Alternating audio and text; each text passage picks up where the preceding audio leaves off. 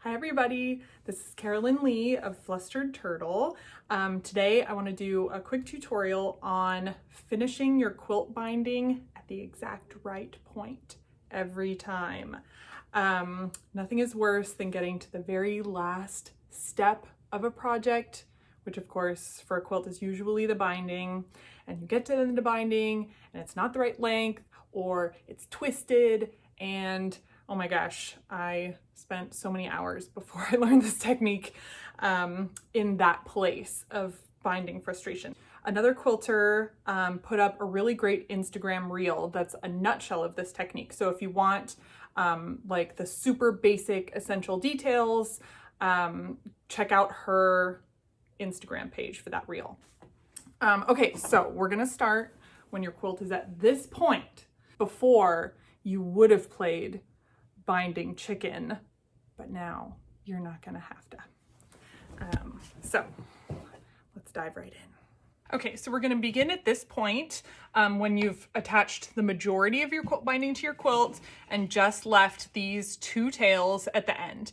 Now the idea is you want to cut each of these tails at the exact right length that will allow you to attach them with a diagonal seam and then just sew the binding flat on your quilt. So the way you're gonna do that is you're gonna overlap your two tails of your binding. And the idea is you want to trim them so that the measurement that they overlap is equal to the width of your binding. So this one is a 2 1/4 inch. Some people like to use 2 1/2. Just make sure that the amount that you overlap is equal to that measurement. So let's see, we're gonna do this one on top. So make sure that these are laying really nice and flat against your quilt.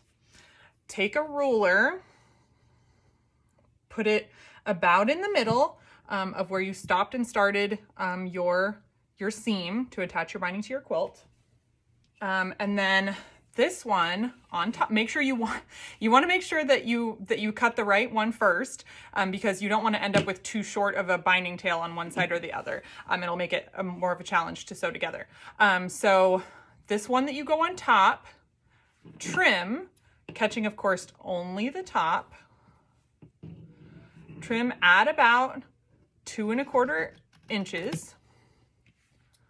That's your ruler, and just kind of straighten it out a little bit. Okay, and then match that right at 2 1/4 inches on your ruler. Pull that top one back.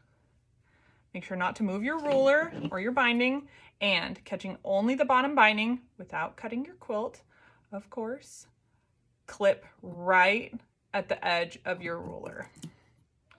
So that way you have an overlap of exactly 2 1/4 inches, which is again equal to the width of your binding.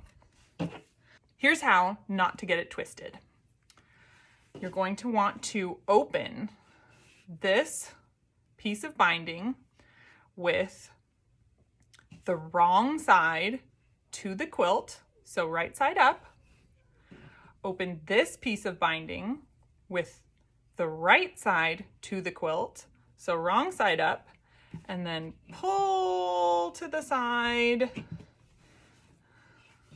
like this and match, just as you would match the diagonal seams on your binding strips. So once you're at this place, you have this matched, you're gonna sew from here to here, and that'll give you your diagonal seam. Because we know we're gonna sew from here to here, you can either eyeball that under your quilt needle if you're really good at it, or I will bring over my pressing mat and fold this exactly diagonally, so that what I'm doing is with this press, I'm marking that seam corner to corner and press it. Okay, so now I'm ready to sew this together. I'll be right back. We're back. We've sewed our seam. When we straighten out the quilt, we check it. It looks good. It's not twisted. So at this point, we're going to clip that seam allowance to, a 1/4 inch or whatever.